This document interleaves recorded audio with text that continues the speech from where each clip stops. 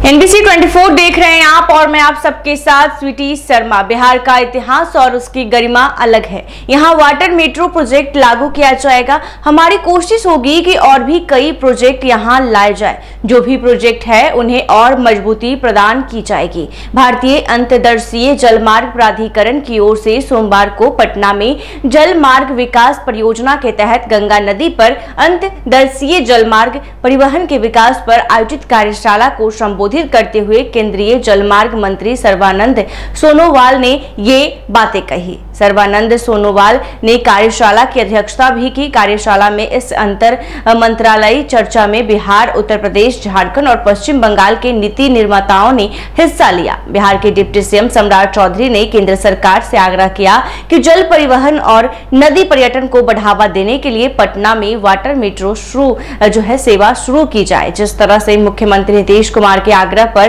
प्रधानमंत्री नरेंद्र मोदी ने पटना मेट्रो परियोजना का उपहार दिया, उसी तरह वो पटना वाटर मेट्रो का भी आशीर्वाद देंगे। पटना वाटर मेट्रो जल परिवहन की दिशा में मील का पत्थर साबित होगा। चौधरी ने अंतर्देशीय जल परिवहन प्राधिकरण की ओर से आयोजित पटना कार्यशाला में जल परिवहन मंत्री सर्बानंद सोनोवाल से आग्रह किया कि बिहार के जिन 11 जिलों से नदियां गुजरती है उनमें नदी परिवहन को बढ़ावा देने के लिए 2-2 जेटी का निर्माण कराया जाए। ये टास्क फोर्स राज्य में संभावित जल मार्गों की पहचान कर टर्मिनल, मल्टी टर्मिनल और इनलैंड हब निर्माण की रूपरेखा तैयार करेगी। उन्होंने कहा कि इस टास्क फोर्स में शिपिंग, इनलैंड वाटर ट्रांसपोर्टेशन और बिहार सरकार के प्रतिनिधि शामिल होंगे। इसके साथ ही पटना में जल आधारित परिवहन को बढ़ावा देने के लिए वाटर मेट्रो प्रोजेक्ट की भी शुरुआत की जाएगी।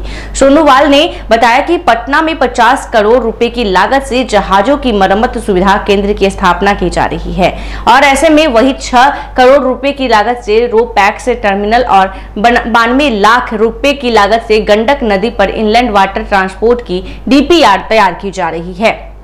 त्रिवेणी घाट गंगा पुनपुन संगम पर 4 करोड़ रुपए की लागत से 2 जेटी का निर्माण भी हो रहा है। इसके अलावा पटना को इनलैंड हब के रूप में विकसित करने की दिशा में 16 नई कम्युनिटी जेटी बनाई जाएगी। कालू घाट को नेपाल तक व्यापार के लिए एक सशक्त केंद्र बनाया जाएगा। केंद्रीय मंत्री ने बताया कि पटना में सेंटर ऑफ एक्सीलेंस हब की स्थापना की जाएगी, जो इस क्षेत्र में अनुसंधान और विकास को बढ़ावा देगा। राज्य के 12 जिलों के जिलाधिकारियों को निर्देश दिए गए हैं कि वो जलमार्ग विकास को लेकर अपने जिलों में प्रभावी कार्यक्रमों को लागू करें। वाटर मेट्रो और ड्रीम वेसल जैसे प्रोजेक्ट बिहार को प्रदूषण मुक्त परिवहन की दिशा में आगे ले जाएंगे। उन्होंने जानकारी दी कि अब तक 684 करोड़ रुपए की लागत से कई परियोजनाएं पूरी की जा चुकी है, जबकि 479 करोड़ रुपए की लागत से कार्य प्रगति पर है। तो बता दें कि पटना में अब जल्द वाटर मेट्रो दौड़ेगी और कहीं ना कहीं बिहार वासियों को एक बड़ी सौगात मिलने वाली है। खास तौर पे